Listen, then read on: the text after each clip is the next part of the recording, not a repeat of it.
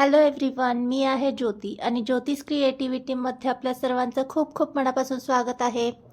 तर तुम्ही कधी गव्हाचं पीठ वापरून अशी मस्त मिठाई बनवलेली आहे का? जर नसेल बनवली ना तर व्हिडिओ स्किप न करता शेवटपर्यंत पहा.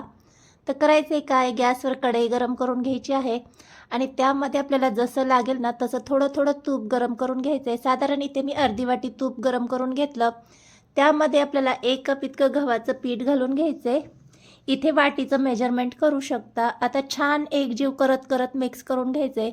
तर तूप आपल्याला असं लिक्विडी कन्सिस्टन्सी येईपर्यंत आपल्याला तूप मिक्स करून घ्यायचं आहे. अंदाजे कमी जास्त लागू शकतं, तेव्हा तूप तुमच्या अंदाजानुसार कमी जास्त करून घेऊ शकता. फक्त या पद्धतीने लिक्विडी कन्सिस्टन्सीच हवी आहे, तेव्हाच आपली मिठाई छान होणार आहे.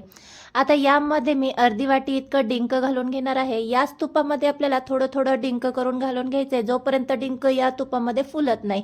छान असं डिंक फुललं की यामध्ये आवडीनुसार ड्रायनट्स घालून घ्यायचे आहे, म्हणजे तुपामध्ये ड्रायनट्स देखील छान असे तळले जातील. आता हा डिंक आपल्याला मॅश करून घ्यायचा आहे. चमच्याने काही मला नीटसं मॅश करता आलं नाही, त्यामुळे इथे मी ग्लासचा वापर केलेला आहे. छान डिंक पूर्ण आपल्याला कुस्करून घ्यायचं आहे.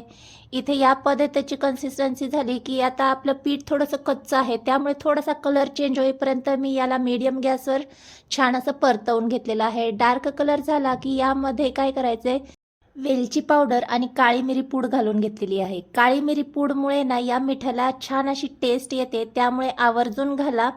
मिक्स करून घ्यायचे आणि गॅस बंद करून घ्यायचा आहे. सर्वात शेवटी यामध्ये आवडीनुसार पिठी साखर ॲड करून घ्यायची, एकजीव करून घ्यायचा आहे आणि आता इथे आपली मिठाई करण्यासाठी तयार झालेलं आहे. आता परफेक्ट आणि दाणेदार असं आपलं मिश्रण तयार झालेलं आहे. हे मिश्रणाचे तुम्ही लाडूही वळून घेऊ शकता, पण मी काय करणार आहे, एका केक टिनमध्ये हे मिश्रण असं सेट करून घेणार आहे. इथे तुम्हाला हवं तर प्लेटमध्येही मिश्रण सेट करून घेऊ शकता. आवडीनुसार डेकोरेट करून घ्यायचं आहे. इथे मी सिल्वर वर्क आणि ड्रायनट्सने गार्निशिंग करून घेतलेलं आहे. ड्रायनट्स ऑप्शनल आहेत.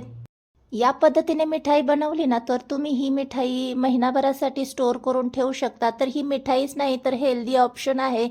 तर जेव्हा कधी तुम्हाला मुलांसाठी काहीतरी खाऊ बनवायचं असेल तर ही मिठाई बेस्ट आहे, कारण यामध्ये आपण गव्हाच्या पिठाचा आणि डिंकाचा वापर केलेला आहे आणि गव्हाचं पीठ तर सर्वांच्याच घरी उपलब्ध असतं. तेव्हा थंडी संपायच्या आत एकदा ही मिठाई नक्की ट्राय करा.